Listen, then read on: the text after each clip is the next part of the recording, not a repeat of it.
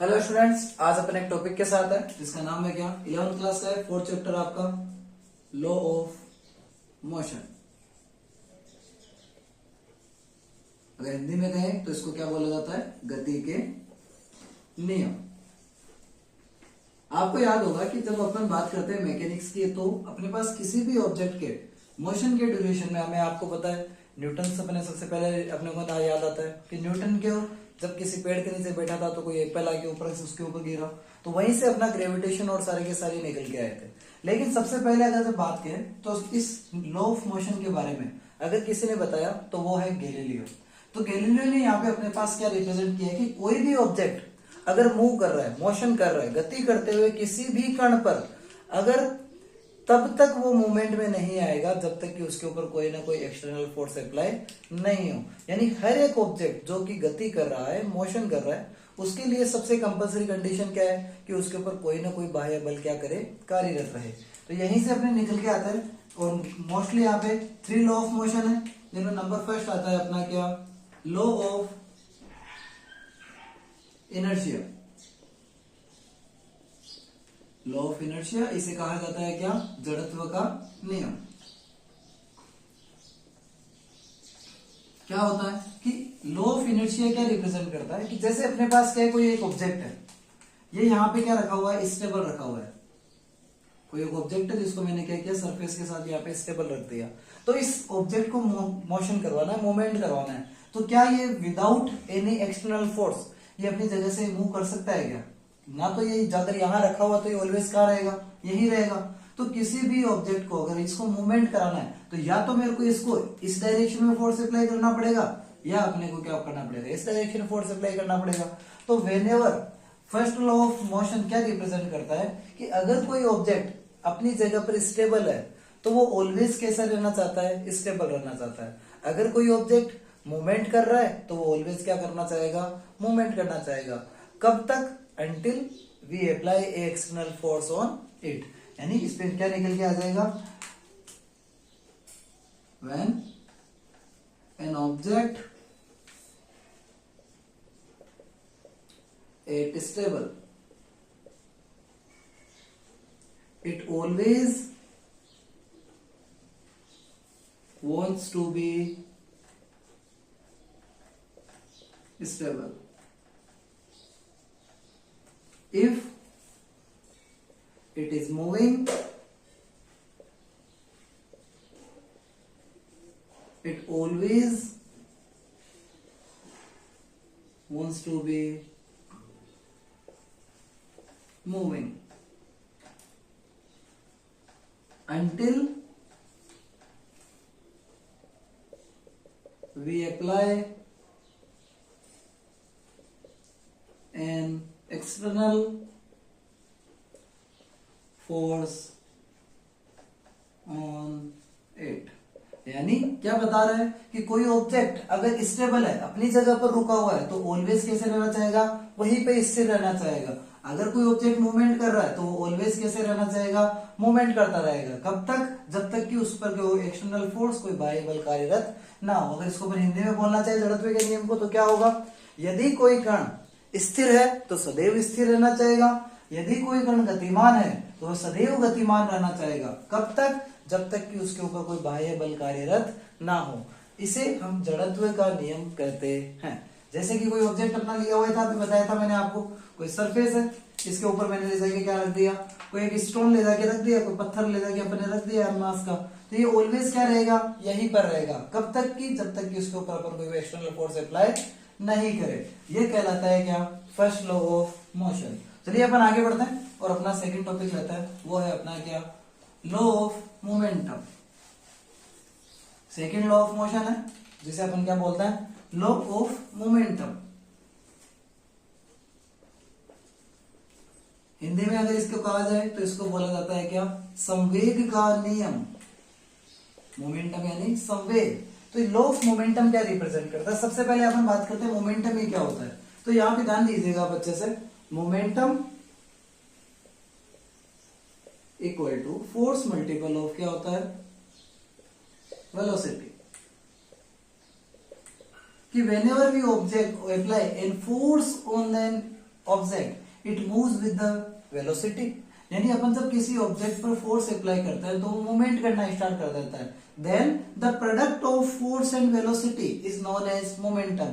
जब हम किसी वस्तु पर बाह्य बल आरोपित करते हैं तो वह गति करना प्रारंभ करता है, जिसके कारण वहां प्राप्त बल तथा वेग का गुणनफल क्या कहलाता है? मोमेंटम कहलाता है। फॉर्मूला क्या निकल के आता है? P equal to M V. Equation number क्या दे देते हैं? इसको फर्स्ट दे देते हैं। यहाँ पर अगर इसका यूनिट निकालना है, अगर आपको बोला जाए इसका मात्रक निकालना है, तो मास की यूनिट तो क्या होती है? किलोग्राम, और वेलोसिटी क्या होती है? Metre upon second. तो इसको जब अपन कंबाइंड फॉर्म में लिखे और यहाँ पे डायमेंशन अगर निकालें तो डायमेंशन क्या निकल के आएगी? m देखिएगा, m1 L1 और t माइनस का 1, ये इसकी क्या आ जाएगी? अपने पास डायमेंशन निकल के आ जाएगी। चलिए अपन थोड़ा सा आगे बढ़ते हैं और अपन स्लो ऑफ मोमेंटम को डिस्क्राइब करते हैं। वो क्या स्टेट करता है कि यहाँ पर लॉ ऑफ मोमेंटम क्या रिप्रेजेंट करता है? Changing rate of momentum is directly या is equal to external force. कि जब अपन किसी ऑब्जेक्ट के ऊपर अपन मोमेंटम को चेंज करते हैं तो उसके चेंज होने की रेट वो किसके बराबर होती है? एक्सटर्नल फोर्स के इक्वल प्राप्त होती है। अपन इस टॉपिक को अपन डिस्क्राइब करने की कोशिश करते हैं, और अगर हिंदी में अगर बोलना चाहे तो उसको क्या बोलते हैं? संवेग में परिवर्तन की दर सदैव बाह्य बल के बराबर प्राप्त होती है। यह कहलाता है लॉ ऑफ मोमेंटम। चलिए अपन इसको निकालते हैं। माना कोई दो ऑब्जेक्ट है m1 एंड m2, कोई दो ऑब्जेक्ट है जिनके मास क्या दिए हुए हैं? m1 and m2। दोनों v1 और v2 वेलोसिटी से क्या कर रहे हैं बेटा? मूव कर रहे हैं। तो यहाँ पे दोनों का मोमेंटम क्या आएगा? p1 बराबर कितना आएगा? m1 v1, और p2 कितना आएगा बेटा? m2 v2। सही है ना? यानी क्या हो गया? p1 बराबर m1 v1 और p2 बराबर क्या हो गया? m2 v2। तो यहाँ पे change in momentum, change in momentum कितना होगा? चेंज इन मोमेंटम क्या निकल के आएगा? यहाँ पे चेंज इन मोमेंटम होगा यहाँ पे कितना? p2 माइनस p1 बराबर कितना? m2 v2 माइनस कितना बेटा? m1 v1। यहाँ पर क्या ले लेते हैं? अगर दोनों ऑब्जेक्ट सेम ही मास के हो, m1 बराबर कितना? m2 बराबर अपन मान लेते हैं m। दोनों के दोनों ऑब्जेक्ट अगर सेम मास के हो तो क्या हो जाएगा? p2 माइनस p1 बराबर m v2 माइनस v1। और अपन ने क्या ले रहे हैं यहाँ पे? Change in momentum with time. अगर अपन यहाँ पे क्या ले लें? विथ टाइम अगर अपन एक्सेप्ट करें यहाँ पे, यानी समय के सापेक्ष जब अपन बात करते हैं तो क्या हो जाएगा? p2 minus p1 upon t बराबर m v2 minus v1 upon कितना? t। अब यहाँ पे देखिए फॉर्मूला निकल के आ रहा है, वो क्या है? वेलोसिटी में चेंज अपॉन टाइम। तो आपको एक याद होगा एक फॉर्मूला जो अपने पास एक्सेलरेशन का हुआ करता था। एक्सेलरेशन बराबर क्या होता था? v minus u upon t। तो यहाँ पर देखिएगा change in velocity upon time. तो इस पूरी की पूरी टर्म की जगह अपन क्या अप्लाई कर सकते हैं? एक्सटर्नल a अप्लाई कर सकते हैं, यानी p2 minus p1 upon t equal to m multiple of a। m a force बराबर क्या होता है? फोर्स इक्वल टू होता है अपना यहाँ पे क्या? ma। F बराबर क्या होता है? ma। तो जैसे आप फोर्स यहाँ पे रखोगे तो क्या आ जाएगा? p2 minus p1 upon t equal to कितना आएगा? फोर्स। ये कहलाता है अपना law of momentum. Rate of change of momentum is directly equal to force. ये कहलाता है अपना सेकेंड लॉ ऑफ मोशन। इसको आप उतार लीजिएगा जल्दी से, फिर अपन आगे बढ़ते हैं यहाँ पे। और आगे बढ़ते हुए अपना टॉपिक लेते हैं नंबर 3, जो है अपना क्या? Action reaction law.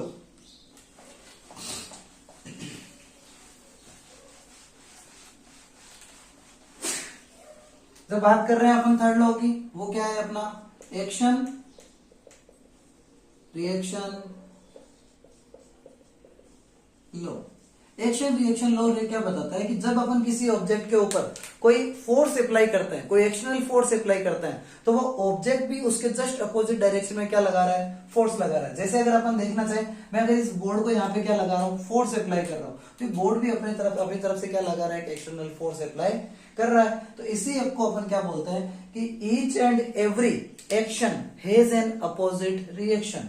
ये अपना इसका स्टेटमेंट निकल के आ जाएगा। Each and every action has an opposite reaction, कि हर एक प्रक्रिया के अपोजिट यानी विपरीत दिशा में सदैव एक प्रतिक्रिया होती है। इसी का एक एग्जाम्पल है कि जब अपन किसी बुलेट से, किसी अपन गन से अगर बुलेट फायर करते हैं, किसी बंदूक से जब गोली निकलती है तो गोली भले ही आगे की ओर जाती है, लेकिन वो पिस्टन जो बंदूक है वो हमेशा कहाँ की ओर फोर्स लगाती है, पीछे की ओर फोर्स लगाती है। यानी बंदूक की गोली जब आगे की तरफ मूव कर रही है तो पूरी की पूरी बंदूक का पीछे की ओर आना वो किसको रिप्रेजेंट करता है, एक्शन रिएक्शन लॉ को रिप्रेजेंट करता है। सिमिलरली एक फर्स्ट जो अपना लॉ था, लॉ ऑफ अपना इनर्शिया, उसका एक एग्जांपल है कि जब हम किसी बस में बैठे हैं तो अचानक ड्राइवर ने ब्रेक लगाया, तो ब्रेक लगाते हम आगे की तरफ जाते हैं, तो इसकी वजह क्या है, law of inertia. I hope आपको तीनों के तीनों लॉ अच्छे से समझ में आए होंगे। बाकी अपन मिलते हैं नेक्स्ट वीडियो में। Thank you, have a nice day students.